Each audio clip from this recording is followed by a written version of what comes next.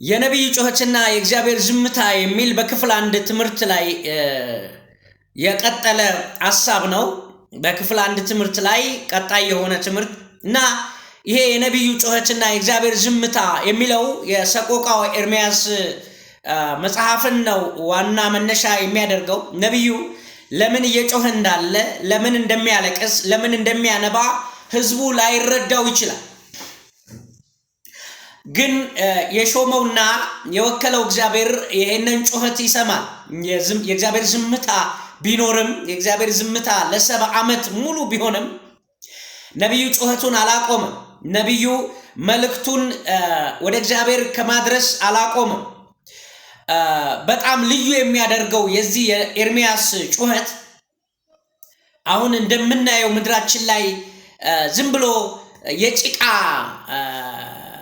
ጭድ አልባ ጭቃ መምረግ አይደለም።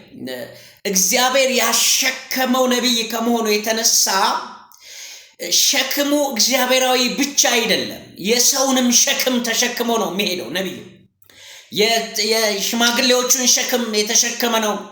የወዛዝርቶችን ሸክም የተሸከመ ነው። የመበለቶችን ሸክም የተሸከመ ነው። የጎበዞቹን ሸክም የተሸከመ ነው። እንደገና የደናግሎችንም ሸክም የተሸከመ ነው። ብዙ ሸክም ተሸክሞ የሚዞር ነብይ ነው እግዚአብሔር የሾመው ለዚህ ስለሆነ እና ይሄ ሰው ለምንድነው ይሄንን ሁሉ ልቅሶ ያለቀሰው ካላችሁኝ በባቢሎን ምርኮ ነው። በመጽሐፍ ቅዱስ ታሪካችን ስናጠና የእስራኤል ሕዝቦች ወይም እስራኤላውያን ከተማረኩበት ምርኮዎች እና ዋናው ተብሎ የሚታወቀው የባቢሎን ምርኮ ነው። ይህ የባቢሎን ምርኮ ማለት የተማረከ ሰው ሲተርከውና እኛ ስንተርከው ይለያያል። ወዳጆቼ ስትማረኩ ሞገስ የላችሁ፣ ስትማረኩ አቅም የላችሁ፣ ስትማረኩ ነፃነት የላችሁ። መማረክ በጣም ከባድ ነው አይደለም? መማረክ ሌላ ዓለም ስደት እንኳን ስትሄዱ በጣም ከባድ ነው።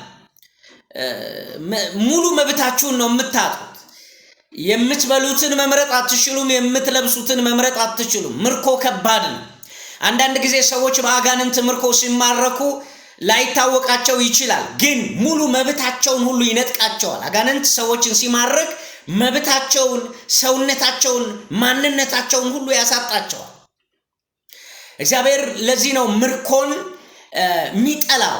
መማረክ የውድቀት ምልክት ነው እና የእስራኤል ልጆች ሙሉ በሙሉ ተማረኩ እና እነዚህ የባቢሎን ምርኮኞች 70 ዓመት ሙሉ በባቢሎን የተማረኩት ክብራቸውን አጥተዋል፣ ተዋርደዋል። እግዚአብሔርን ማምለክ አይችሉም። በዚያ በገና የለም፣ በዚያ ማሲንቆ የለም፣ በዚያ ዝማሬ የለም። በድንኳኖቻቸው ላይ ልቅሶ ብቻ ነው የሚሰማው። ዳዊት ሲናገር በመዝሙር ላይ በማረኩን ፊት የጽዮንን መዝሙር ዘምሩ ባሉን ጊዜ መሰንቋችንን ሰቀልን፣ በገናችንን ሰቀልናል። ለምን? በምርኮ አይዘመርም። በምርኮ አምልኮ የለም። በምርኮ መሰንቆ ይሰቀላል፣ በምርኮ ከበሮ ይሰቀላል እንጂ አይዘመርም። አምልኮ አይፈጸምም። ምርኮ ልቅሶ ነው የሚስማማው። በምርኮ ጊዜ ማልቀስ ነው እንጂ መዘመር አይቻልም። በምርኮ ጊዜ መደሰት አይቻልም። በምርኮ ጊዜ ተስፋ አይሰነቅም።